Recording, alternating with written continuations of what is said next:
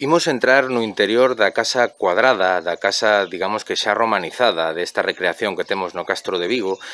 para falar da cultura material e tamén de como sería o ambiente no interior dunha destas casas castrexas. Imos achegarnos á porta, imos traspasar esa porta, esa fronteira entre o público, o comunitario e o privado, e imos a comezar a toparnos cunha serie de elementos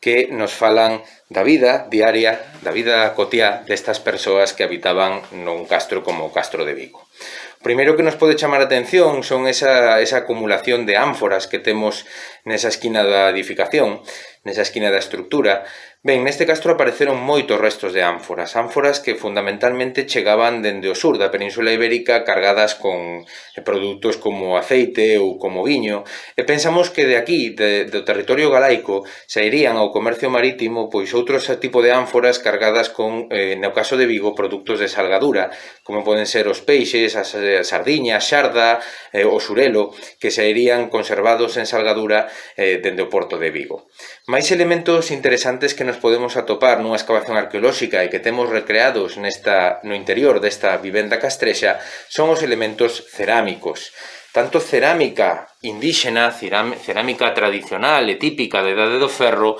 como elementos cerámicos que nos falan xa da ocupación romana, as terras sixilata, por exemplo, ou cerámicas de paredes máis finas, decoradas, que serían incluso con pezas de prestixio dentro do mundo da Idade do Ferro e da romanización nos castros galaicos.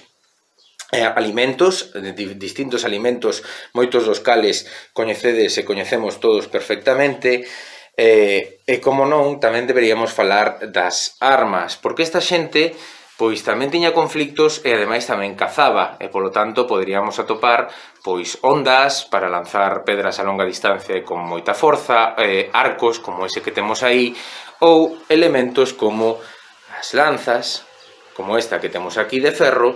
que formarían parte da utillaxe bélica ou cinexética de cazadores destes povos castrexos. Outro elemento curioso que atopamos, sobre todo a partir da romanización, son as chamadas lucernas. Esas lampariñas de aceite que servían para alumear o interior das casas. Por ese buraquiño sairía unha mecha, por este buraquiño de aquí, sairía unha mecha que estaría empapada en grasa ou aceite e que permitiría pois iluminar durante horas unha estancia como esta na que nos atopamos. Un tema importante no mundo das casas do mundo galaico, dos castros, é o tema das lareiras, o espacio para o lume. Pensamos que o lume debería estar sempre prendido, non só porque cando máis fume se xera é cando se inicia e cando se apaga un lume, senón porque era a fonte de calor e de iluminación principal no interior destas casas pola noite, ademais do espacio para a cociña. Aquí temos unha lareira que está desprazada e pegada contra unha das paredes. En castros máis antigos ou en castros dunha primeira fase da Idade do Ferro é tamén habitual atopar as lareiras no medio dos pavimentos, no medio das cabanas das casas. Neste caso, a temos desprazada contra un lateral. E con respecto aos pavimentos, o que temos que comentar é que podemos atopalos de distintos tipos. Por unha banda, enlousados en pedra, ou por outra, como neste caso, pois unha especie de argamasa feita normalmente con palla e con barro, o que chamamos palla barro, que moi compactado serviría moi ben de chan para estas estructuras de vivenda. Vedes que hai unha escaleira, e esa escaleira nos levaría a un altillo, a un sobrado, unha parte alta, onde pensamos que se dormiría dentro destas casas dos castros galaicos. Aí arriba sería o espacio de dormida. De onde sacamos esta idea? Bueno, pois non temos restos suficientemente ben conservados en ningún castro que nos permitan asegurar que isto era realmente así, pero sacamos a idea do que nos contan os romanos. Os romanos, por exemplo, nalgúns das súas pasaxes, historiadores e xeógrafos latinos nos falan de que en inverno, cando facía frío, esta xente metía os animais na parte baixa das casas, e polo tanto, se existía unha parte baixa, pois existiría unha parte alta onde estarían refuxiados e onde dormirían, e o tema de meter os animais nesta parte baixa durante o inverno pois sería unha calefacción natural, xa que estes animais ao respirar pois estarían quentando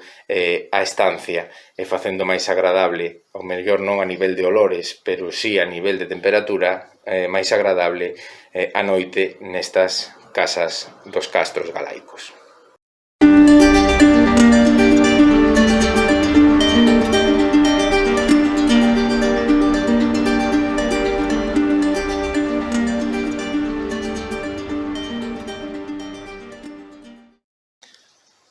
Imos entrar agora no interior do que sería a estrutura de almacenaxe ou de despensa, esta estrutura circular con cuberta vegetal, como estades a ver, e imos a ver como sería este espacio interior e ver como é por dentro unha cuberta destas características. Unha vez máis, atravesamos a porta e empezamos a toparnos con elementos pois típicamente de almacenaxe e transporte, como son as ánforas,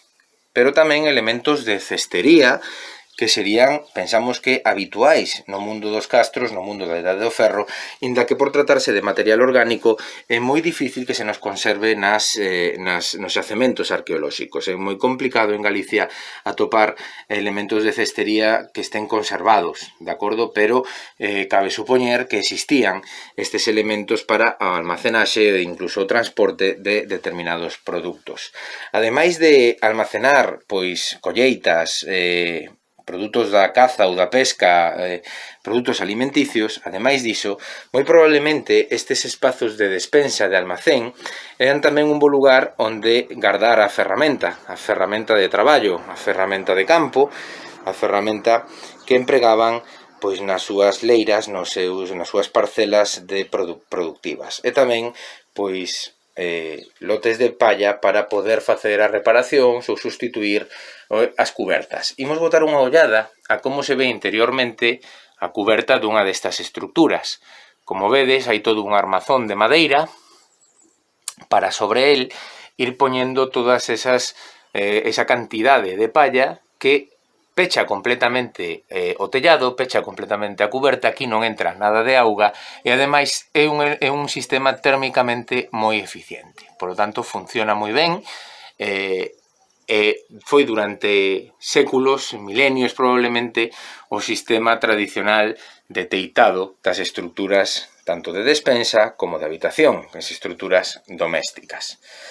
Que temos que decir do chan? Bueno, pois neste caso, como podedes ver, temos un chan que está feito pois como unha especie de entarimado de madeira e que está desprendido, despegado do chan, do leito de rocha do monte e un pouco sobrelevado pois para evitar a humidade e tamén para facerlle a vida un pouco máis complicada a todos eses bichiños, ratas, ratos e outros bichiños que estarían moi interesados nos produtos que aquí estarían almaceados. Por lo tanto, sobrelevando un pouco, como logo se faría no caso dos hórreos que coñecemos, pois sobrelevando un pouco para facerlles, como digo, a vida un pouquiño máis complicada a todos eses animaliños que buscan aproveitarse das colleitas que aquí estarían almaceadas. Moi ben, pois xa botamos unha ollada ao interior destas estructuras dos castros e iso nos permitirá facernos unha idea, cando visitemos un xacemento destas características, facernos unha idea de como sería a vida no interior dun asentamento da Idade do Ferro e principios da romanización no que hoxe coñecemos como o territorio galaico. Galicia, norte de Portugal e occidente de Asturias, Zamora e León actualmente.